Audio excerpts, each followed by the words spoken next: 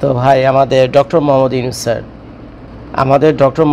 Sir poultry মারছে, বুঝছেন? আমাদের doctor Mohammad Yunus sir poultry মারছে। আল্লাহ যা করে ভালোর জন্য করে, বুঝছেন? আল্লাহ যা করে ভালোর জন্য করে। তো এখন কেমনি কি এই যে এনসিপি যে দলটা রয়েছে, যেটা কিনা জুলাই গণ অভ্যুত্থানের মধ্য দিয়ে কিন্তু এই দলটার তৈরি। তো তাদের একটা দীর্ঘদিনের দাবি দেওয়া ছিল এই জুলাই সনদ। তো জুলাই সনদের মূল যে বিষয়গুলো ছিল তার ভিতরে একটা উল্লেখযোগ্য হলো এই জুলাই আন্দোলনে যারা সক্রিয়ভাবে রাস্তায় ছিল তাদের বিরুদ্ধে যাতে রাষ্ট্রদ্রোহ মামলা না করা যায়। এই জুলাই অগাস্টে যারা কিনা রাজপথে বিদ্রোহ করেছিল শেখ হাসিনার বিরুদ্ধে, বাংলাদেশের বর্তমান কনস্টিটিউশন অনুযায়ী তাদেরকে রাষ্ট্রদ্রোহ মামলায় ঝুলিয়ে দেওয়া সম্ভব। তো তারা চেয়েছিল এই পোলাপানগুলোকে সেভ করার জন্য, যার ফলে জুলাই সনদের যতগুলো ধারা ছিল, যতগুলো আর্টিকেলস লেখা ছিল, তো তার মধ্যে অন্যতম একটা ছিল এই জুলাই বিপ্লবের সামনে দাঁড়িয়ে রাজপথে যারা বিদ্রোহ করছে শেখ হাসিনার বিরুদ্ধে, তাদের উপর ভবিষ্যতে যাতে কোনো সরকার যদি ক্ষমতায় আসে তারা যাতে ভুলেও কোনো রাষ্ট্রদ্রোহ মামলা টামলা না করে, এদেরকে যাতে লটকে না দেয়। তো এই ছিল মূল কাহিনী। তারপরে পিয়ার পদ্ধতি, এই পদ্ধতি সেই পদ্ধতি, উচ্চ কক্ষ নিম্ন কক্ষ, আরও বহুত কাহিনী আছে, সেই প্রসঙ্গে আমি যাচ্ছি না। তো এই দাবি দাওয়াগুলো নিয়েই তারা ছিল। তো তারা চেয়েছিল যে জুলাই সনদটা হোক এবং জুলাই সনদের একটা আইনি ভিত্তিও থাকুক। কিন্তু শেষ পর্যন্ত আমাদের ইউনূস স্যার চাইলে কিন্তু উনি পারতেন যে না, তা কিন্তু না পারতেন। কিন্তু এখন ইউনূস স্যার যদি এই এনসিপি দলটাকে খুশি করতে চায় তাহলে বেজার হয়ে যায় হলো বিএনপি, বেজার হয়ে যায় হলো জামায়াত। আবার বিএনপি জামায়াতকে যদি খুশি করতে যায় তাহলে বেজার হয়ে যায় হলো এনসিপি। তো এখন তো ফাটাবাসের ভিতরে পড়ে গেছে ইউনূস স্যার, ফাটাবাসের নিচে পড়ে গেছে ইউনূস স্যার। এখন ইউনূস স্যারের নিজেরও তো একটা ভয় আছে। ইউনূস স্যার এবং তার যে দলবল আছে, উপদেষ্টা আছে, তাদের শাখা প্রশাখা আছে, তাদের সংখ্যা প্রায় কয়েকশো। তো এখন তাদেরও তো একটা ভয়ভীতি আছে, কারণ নানান রকম ক্রাইমের সাথে তারাও জড়িয়ে পড়ছে। এবং খোদ আমাদের ইউনূস স্যার তার নিজের মামলাগুলো এক্সিকিউটিভ অর্ডারের মাধ্যমে সবগুলো থেকে সে রিলিজ পেয়ে গেছে। প্লাস ওই গ্রামীণ ব্যাংকের, তারপরে গ্রামীণের যা কিছু আছে বিভিন্ন সুবিধা টুবিধা তারা নিচে, পত্রপত্রিকা এটা নগালায় আলোচনা হয়েছে, টক শোতে অনেকে জুতা পিটাপিটি হয়েছে এটা নিয়ে, বুঝছেন? এবং কনফ্লিক্ট অফ ইন্টারেস্ট এগুলো নিয়ে অনেক আলোচনা সমালোচনা হয়েছে। কিন্তু আমাদের ইউনূস স্যার না চোখে দেখে না এই অর্থে, কারণ তো পত্রপত্রিকা পড়ে না। এবং সে যে পোস্টগুলো দেয় তার যে ফেসবুক পেজে গিয়ে সেখানে মানুষ কী লেখে সেগুলো মানে জীবনও পড়ে না। তো এই জন্য এক্ষেত্রে আমি তাকে অন্ধই বলতে পারি।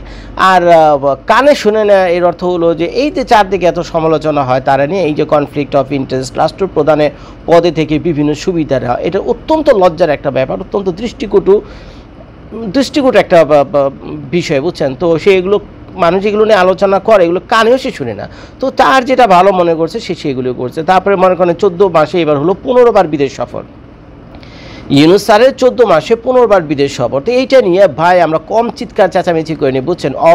প্রয়োজনে দেশের কোটি কোটি টাকা গিয়ে নষ্ট করে সে দিয়ে আসছে। অথচ এই যে কয়েকদিন আগে, মাত্র 2 দিন আগে এই যে কার্গো ভিলেজে যে অগ্নিকাণ্ড হলো, শত কোটি টাকা না, মনে হয় 1000 কোটি টাকা ছাড়িয়ে গেছে। তো তাদের হলো এই সাধারণ মানুষের যারা কিনা টুকটাক ব্যবসা বাণিজ্য করতো, হংকং, সিঙ্গাপুর, চায়না থেকে বিভিন্ন মালটাল আনতো, তো এগুলো তো প্লেনে আসে, ছোটোখাটো ব্যাগের যেগুলো আছে এগুলো সচরাচর প্লেনে আসে।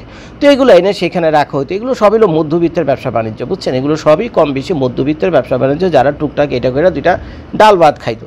তো এখন এগুলো যে জ্বলে পুড়ে খারখার হয়ে গেল, শত হাজার কোটি টাকা ক্ষতি হওয়ার কারণে এই যে যারা কিনা এই যে মধ্যবিত্ত ক্ষুদ্র ব্যবসায়ী ছিল তারা তো ভাই ভিক্ষা থাল নিয়ে এখন রাস্তায় পড়বে, বুঝবে না? তো এখন আপনারা চিন্তা করে দেখেন, ইউনূস স্যার যে দলবল নিয়ে এই 14 মাসে 15 বার বিদেশ সফর করে বাংলাদেশের শত কোটি টাকা নষ্ট করছে।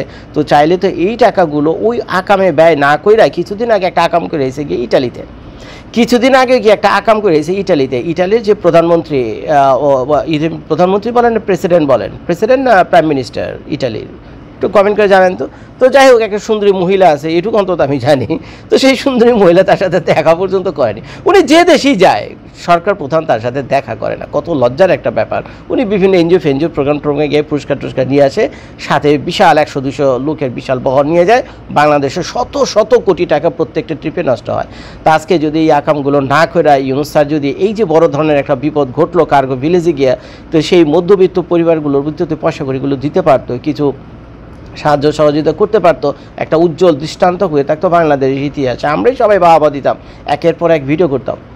কিন্তু এইসবের ধারে কাছেও সে না, এইসবের ধারে কাছে না। আপনারা এখন টিভি চ্যানেলগুলোতে যান, গিয়া দেখেন কার্গো ভিলেজে ক্ষতিগ্রস্ত যে ক্ষুদ্র ব্যবসায়ীরা ছিল তাদের কান্নাকাটিটা দেখেন, ভাই এগুলো মানে চোখে পানে আটকে রাখা কঠিন, বুঝছেন এইসব দৃশ্য দেখলে। তো এখন এইসব নানান আকাম কুকামের সাথে তো নিজে জড়াটরা রয়েছে। এখন তার নিজেরও তো একটা সেফ এক্সিট দরকার। তো এখন তার নিজের সেফ এক্সিটের জন্য জুলাই আগস্ট মাসে যে মানে জনপ্রিয়তা দেখেছিল এনসিপির এই ছেলেপেলেগুলোর উপর, তারপরে এই ছাত্র জনতার যে জনপ্রিয়তাটা ছিল জুলাই আগস্টে, সেটা তো 3 মাস পর থেকে কমতে এখন তো জিরোতে এসে দাঁড়াইছে। এখন যদি এই সব পোলাপানগুলো যদি বিভিন্ন জায়গায় গিয়ে আন্দোলন করে, বিশ্বাস করেন 100-200 পোলাপান হয় কিনা সন্দেহ। আর এনসিপি যদি বিভিন্ন জায়গায় গিয়ে সভা সমাবেশ করতে চায়, তো তাদের বিভিন্ন জায়গা থেকে ভাড়া করে লোক আনতে হয়, যেটা কিনা জুলাই আগস্টে ভাড়া করে লোক আনতনি, বরঞ্চ তাদের পিছনে হাজার লক্ষ মানুষ দাঁড়িয়ে গিয়েছিল। কিন্তু তাদের ছ্যাঁচড়ামির কারণে তাদের এই পরিণত হয়েছে। তো এখন জুলাই বিপ্লবের যে ওনাদের যে ইমেজ ছিল, এইটা দেখে ডক্টর মোহাম্মদ ইউনূস ভেবেছিল যে আমার যা সুবিধা দরকার, যা কিছু দরকার, কতগুলি মামলাই তো আছে আমার বিরুদ্ধে, এগুলো এক কাজ করি, ফাওয়ের উপরে খারিজ করে ফেলি, তারপর আর কিছু সুবিধা অসুবিধা আছে, আমার ভাই ব্রাদার আছে, আমার ভাইয়ের পোলা আছে, ভাই আছে, ভাতিজা আছে, আরও যারা আছে তার শুভাকাঙ্ক্ষী গ্রামীণ ব্যাংকের যারা আছে, তো তাদেরকে যত পারি সুযোগ সুবিধা দিয়ে আরও যাতে আমি মইরা যাওয়ার পরও বা আমি ক্ষমতা ছাড়ার পরও যাতে 2টা ডাল ভাত করে খেতে পারে। আর যদি ক্ষমতা ছাড়ার পর তারা যদি নাও থাকে, কিন্তু এই 14 মাসে যে সুযোগ আমি তাদেরকে দিয়ে গেছি, সেই সুযোগে যে পরিমাণ লুটপাট করে নিয়ে গেছে, আগামী 10-20 বছরে তাদের আর পিছনে ফিরে তাকাতে হবে না। তো এরকম একটা চিন্তা ভাবনা আমার ধারণা ডক্টর মোহাম্মদ ইউনূস সাহেবের ছিল। তো যার ফলে যা করা তাই করছে। তার উপদেষ্টাদের বিরুদ্ধে দিনে দুপুরে এত অসংখ্য অভিযোগ, উনি কখনো একটা অভিযোগেরও কোনো তদন্ত করেনি। কোনো কোয়েশ্চেন করলে উনি অ্যান্সারও দেন, এগুলো কোনো কোয়েশ্চেন করলে যে আপনার উপদেষ্টারা এইসব ক্রাইমের সাথে জড়িত, উপদেষ্টার বাবারা ক্রাইমের সাথে জড়িত, তারপরে উপদেষ্টার নানারা ক্রাইমের সাথে জড়িত, তারপরে নানান কাহিনীর কীর্তি নিয়ে গিয়ে, বুঝছেন, কোনো অভিযোগ দিল সেগুলো কানেও শুনে না। তো সে মনে করছে আমি তো জামুই টুমোরো 4 মাস হোক আর 5 মাস হোক, 1 বছর হোক আর 2 বছর হোক, আমি তো জামুই। তো যাওয়ার আগে লুইটা খায়াটে, বুঝছেন, আমরা যারা আছে খায়াটে নেয়ারে ভাই 14 মাসে যা কাপড় বাকি আমি 14 বছর বইবে খেতে হল, দরকার কি, কে ক্ষমতা এলো না এলো, এর দরকার কি। কিন্তু সমস্যাটা হলো যাতে আমরা একটা নিরাপদে এখান থেকে একটু বের হয়ে যেতে পারি, এটা সম্ভবত টার্গেট ছিল।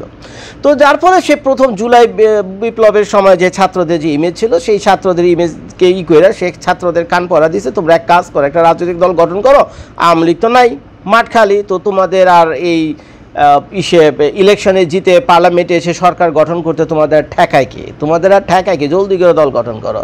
কান পড়া দিছে, তো পোলাপান শুনছে, রাজনৈতিক দল গঠন করছে, ওদিক দেখো গা মারা সারা। একদিকে রাজনৈতিক দল করছে, আর সাথে এনসিপির পোলাপান যারা আছে, জুলাই বিপ্লবী যারা আছে, বিভিন্ন ক্রাইমের সাথে ইনভলভ হয়ে গেছে। তো আপনারা পত্রপত্রিকায় দেখছেন ওই জায়গায় ঠ্যাকবাজি, চাঁদাবাজি, এই বাজি সেই বাজি, হ্যান ত্যান ইত্যাদি কইরা তোরে বিশ্রী অবস্থা। তো যার ফলে এই 14 মাস 15 মাস পরে এখন এই এনসিপি দলটা, যেটা কিনা জুলাই আগস্টের মাধ্যমে সৃষ্টি হয়েছিল, তো মানে তাদের জনপ্রিয়তা তো নাই, পারলে তো মানে মানুষ ওরা যদি খালি মানে এমনি খোলাম রাস্তা দিয়ে ঘুরে কোন জানি মানুষ পিড়ে মেরে হলায়, বুঝছেন, এই হলো অবস্থা। এত জিত, কারণ এটা দেশের এই সাধারণ মানুষের আশা আকাঙ্ক্ষার প্রতি চরম বেইমানি তারা করছে, বুঝছেন। তো এইসব নানান কাহিনীতে আছে, সেই প্রসঙ্গে গেলাম না। তো এখন আমাদের ইউনূস স্যার যখন দেখছে এই হলো কাহিনী এনসিপি দলটা, তো সে ভাবছিল তারা যদি কোনো মতে পাশ করে নিয়ে আসতে পারে, ভোটের মাঠ যেহেতু খালি, কেউই নাই, বিএনপিকে মানুষ যে খুব একটা পছন্দ করে তাও না, নতুন একটা দলের প্রতি মানুষের আকর্ষণ রয়েছে, এটা হলো চিরন্তন সত্য। এই ঘটনা একেবারে চরম লেভেলের সত্য, বুঝছেন, যে নতুন একটা দলের প্রতি আকর্ষণ রয়েছে। এর কারণ হলো যে যেখানে যে দলটা বিএনপি দলটা আছে, নানান ক্রাইম অ্যাক্টিভিটিসের সাথে জড়িত, এরা 2-3 বার এর আগেও ছিল, এবং বিভিন্ন ক্রাইম করে বেড়া করে অবস্থা। এদের নেতা কর্মীদের যে মামলার অভাব নাই, এবার যে প্রধান নেতা আছে হেও পলারিস, আরেক দেশে ভয় দেশেও আসে না। তো এই দেশটার এই দলটার উপর যে মানুষ খুব একটা নির্ভর করে না বা পছন্দ করে না, এইটাও ডক্টর ইউনূস ভালো জানতো। তো যার ফলে এই এনসিপিরে দাঁড় করে নিয়েছিল, যেই ফাঁকে সে লুটপাট যা করার করবে তাদের দলবল নিয়ে, এবং এনসিপিকেও যথেষ্ট সুযোগ দিয়েছিল ইচ্ছামতো পয়সা কামাও। তো যার ফলে এনসিপির যে বিভিন্ন নেতাকর্মীরা আছে, জুলাই আগস্টের ব্যানারধারী যে কয়েকটা অঙ্গ সংগঠন আছে, তারা ইচ্ছামতো লুটপাট করে যারে পারছে যেখান থেকে পারছে ঠ্যাক দিয়ে চাঁদা আদায় করে শত কোটি টাকার মালিক, বুঝছেন।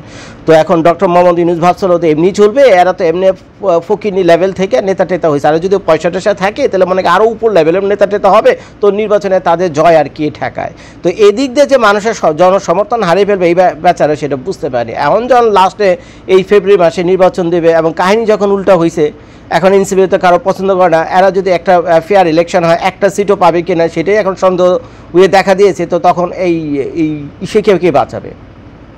নতুন যে সরকার আসবে সেই সরকার যদি কঠিনভাবে লাগে, আপনার মনে করেন তাদের বিরুদ্ধে যে এলিগেশন রয়েছে এগুলোর পিছনে যদি লাগে, তাহলে এই যত এই উপদেষ্টা আছে তারা যে কয়দিন এখানে ছিল তাদের বেতন ভাতা থেকে শুরু করে সেগুলো তো ফেরত দিয়ে যাইতেই হইব, বুঝছেন? তো তারা তো সংবিধানে অঙ্গীকার করেছিল তো একটা ফেয়ার ইলেকশন দিয়ে তারপরে তারা সুন্দর ক্ষমতা হস্তান্তর করবে, বাংলাদেশের সংবিধানের প্রতি অনুগত থাকবে, চুরি বদমাশি করবে না। এগুলো সংবিধানের শপথ খাইছিল না তারাও, যে কসম টসম খায় কি যেন একটা করে রাষ্ট্রপতির কাছে গিয়ে, কিন্তু এগুলো তো তারা কসম তো রক্ষা করেনি। তো এখন 14-15 মাসে বেহুদা যে বেতন ভাতাগুলো পাইছে তো সেইগুলো তো তাদের ফেরত দেওয়া যাইতে হবে, তারপরে তো জেল জরিমানা আছে। তো এই চিন্তা তো এখন ইউনূস সাহেবের মাথার ভিতরে ঢুকছে এবং তার যে উপদেষ্টা রয়েছে তাদের মাথার ভিতরে ঢুকছে, এখন কেমনে পালাইব?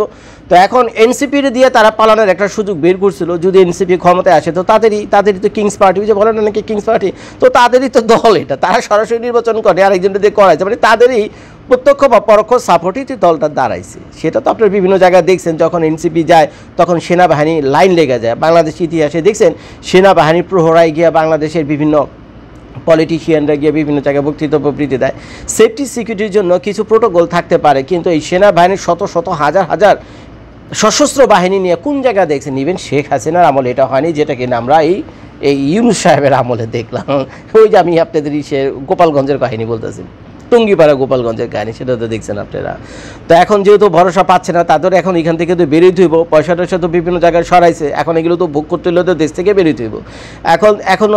এখন এই পয়সার লোভ এমন একটা লোভ, চাইলে যে এখন তারা এই মুহূর্তে বেরো যেতে পারে না তা কিন্তু না, চাইলে কিন্তু যেতে পারে, কিন্তু একটা দিন যদি তারা বেশি থাকে তো একটা দিনই, বুঝছেন, একটা দিনই লুটপাট করার তারা বেশি সুযোগ পাচ্ছে। মানে লোভ তো সীমাহীন, লোভ তো সীমাহীন। তো যার ফলে তারা কিন্তু বিভিন্ন উপদেষ্টা যারা কিনা বিভিন্ন ক্রাইমের সাথে জড়িত কম বেশি সবাই, তো তারা কিন্তু চাইলে ইস্তফা দিয়ে এখনও পালিয়ে যেতে পারে, কিন্তু তারা কেন যেতেছে না জানেন?